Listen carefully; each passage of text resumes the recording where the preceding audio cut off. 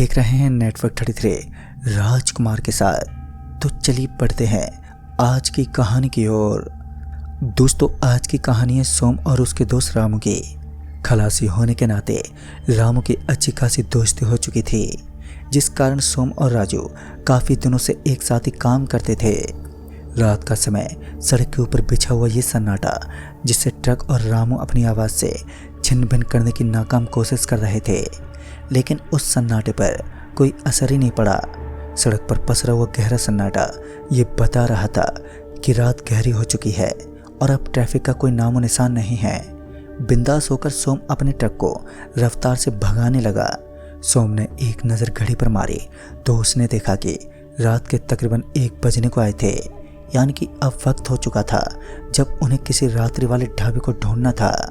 दिन में किसी भी ढाबे को ढूंढना बहुत आसान होता है, तो वहीं रात में दूर दूर तक दृष्टि घुमाने के बावजूद भी दूर दूर तक कोई ढाबा दिखाई नहीं दे पाया, जिस कारण भूख तो आतंक मचाती ही रहती है।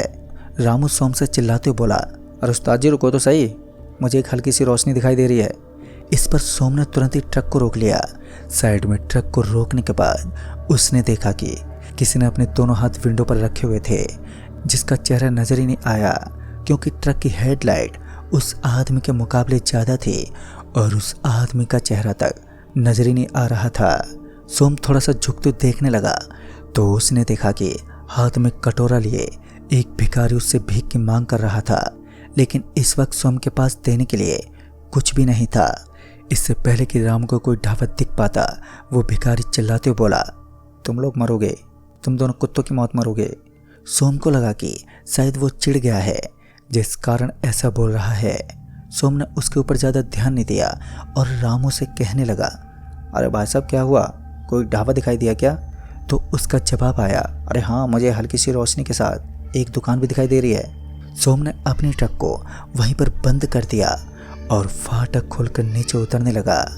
दूसरे ही पल जब उसने नोटिस किया कि अब वो भिखारी पल भर में ही वहाँ से गायब हो गया है, तो उसके पैरों तले ज़मीन खिसक गई, क्योंकि ऐसा मुमकिन ही नहीं था। फिर उसे ये लगा कि शायद अंधेरे में उसे उस भिखारी का अता पता नहीं है और वो यहीं आसपास घूम रहा होगा। रामू ने आवाज़ देते हुए कहा, अरे उस्ताद जी आप यहीं पर रुको, मैं खाना लेकर यहीं पर पहुंचता हूं। और इतना कहकर सोम ने अपने पैरों को वापस ट्रक के अंदर डाल लिया। 15 मिनट बीत गए, लेकिन अभी भी रामू का कोई अता पता नहीं था। भूख के मारे सोम के पेट में उछलने वाले चूहे भी अब मर चुके थे। सोम को बड़ा तेज गुस्सा आया और वो रामू को फ़ोन करने लगा। इसी बीच दरवाज़ा ओपन हुआ तो उसने देखा कि किसी तरह रामू खाना लेकर पहुंच गया है। उस समय भूख बड़ी ही ज़ोरदार लगी थी, तो सोम और रामू खाना करने लगे। खाना बड़ा ही स्वादिष्ट था। इसी बीच उनके ट्रक के ऊपर से कुछ लटकने लगा। पहले तो ये दृश्य साफ साफ नज़र नहीं आया, और बाद में जब सोम ने अपनी निगाहें घुमाई तब तक वो चीज़ वहाँ से गायब हो चुकी थी। ये बड़ा ही अजीब था। सोम को एक बार फिर लगा कि शायद उसे कोई गलत फहमी हुई है, क्योंकि ट्रक के अंदर उन दोनों के अलावा कोई भी मौजूद ही नहीं था। पर फर्नीचर के सामान से भरी उस ट्रक को संभालने के लिए रामू सोम दोनों ही नीचे उतर गए। किसी तरह उन दोनों ने ट्रक के पीछे वाले फाटक को खोला तो उन्होंने देखा कि फर्नीचर का सामान बिल्कुल सही सलामत था, लेकिन उसके अंदर कुछ लाल लाल दिखाई दे रहा था। उस जगह पर ज़्यादा ध्यान केंद्रित ना करते हुए दोनों ही वापस ट्रक में चले गए और ट्रक को एक बार फिर सुनसान पड़ी उस जगह पर रफ्तार से भगाने लगे। सड़क एकदम खाली थी। सुनसान पड़ी सड़क का फ़ायदा उन दोनों ने अपनी ट्रक की समस्त रफ्तार का यूज़ करते हुए लिया। ट्रक एकदम अच्छी खासी रफ्तार के साथ एक बार फिर सड़क पर भागने लगी। इसी दौरान ट्रक के कांच के ऊपर लगी रोशनी के ऊपर 2 पैर दिखाई देने लगे। ऐसा लग रहा था मानो कोई बैठा है, और उन पैरों को देखते ही रामू और सोम दोनों ही दंग रह गए। ट्रक की रफ्तार को एक बार फिर कम किया गया। तभी रामू ने कहा, ज़रूर ट्रक पर कोई बैठा है, हमें एक बार नीचे उतर कर देखना चाहिए। लेकिन दोनों के अंदर इतनी भी हिम्मत नहीं थी कि कोई भी उस ट्रक से नीचे उतरकर उस अभय दृश्य को देख सके। कुछ देर तक तो दोनों के बीच बातें ही चलती रही। फिर रामू ने कहा, तुम ट्रक को पूरी रफ्तार के साथ आगे बढ़ाओ, जो कोई भी ट्रक के ऊपर बैठा होगा वो नीचे गिर जाएगा। सोम को भी यही बात कहीं ना कहीं ठीक लगी। उसने ट्रक की रफ्तार को बढ़ा दिया और ट्रक फिर से स्पीड पकड़ने लगी। बार बार जोरदार ब्रेक लगाने के बावजूद भी कोई भी उस ट्रक से नीचे नहीं गिरा और साथ ही सिर्फ 1-2 पल के बाद वो पैर भी वहां से गायब हो गए।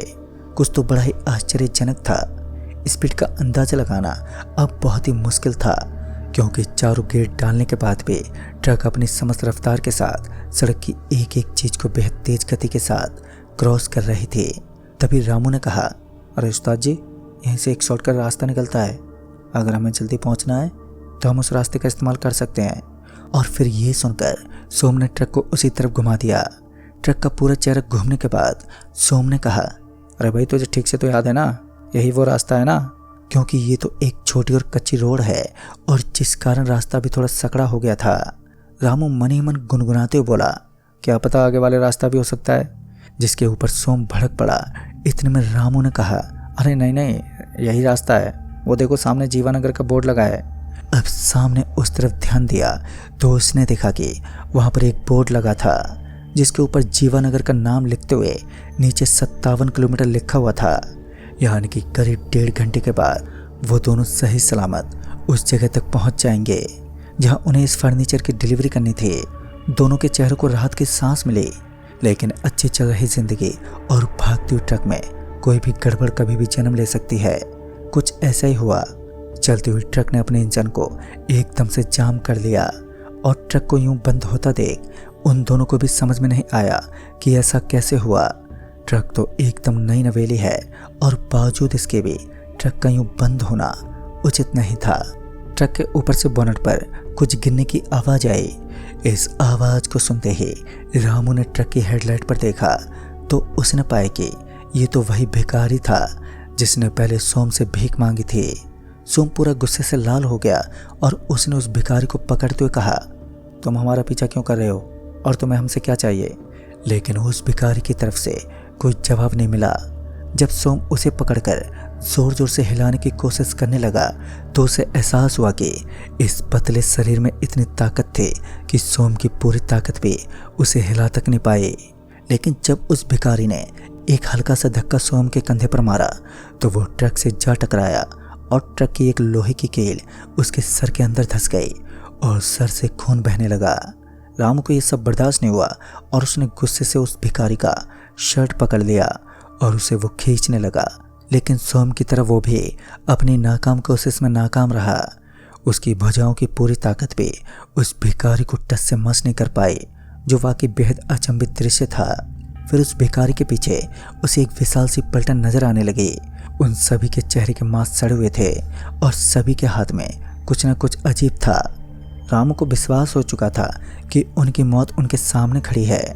जीवानगर गांव अभी भी यहाँ से बेहद दूर था और वहां तक पहुंचने से पहले ही उनकी समाधि बनने वाली थी। सोम इस हालत में नहीं था कि वो रामू के साथ साथ भाग सके।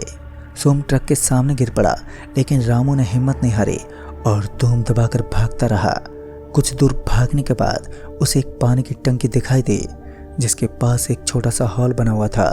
और जैसे ही रामू उस हॉल के अंदर पहुंचा तो उसे किसी के कदमों की आवाज़ आई। छुपकर देखते हुए उसने किसी के कदमों की आवाज़ सुनी। जब उस इंसान को देखने में कायम हुआ तो उसे राहत की सांस मिली। दरअसल ये सोम ही था जो सही सलामत उसके साथ साथ हॉल तक पहुंच गया। दोनों को अब काफ़ी प्रशंसा थी कि वो जिंदा बच गए। लेकिन जैसे जैसे रात गहरी होती गई वैसे वैसे दिन होने का वक्त भी आने लगा।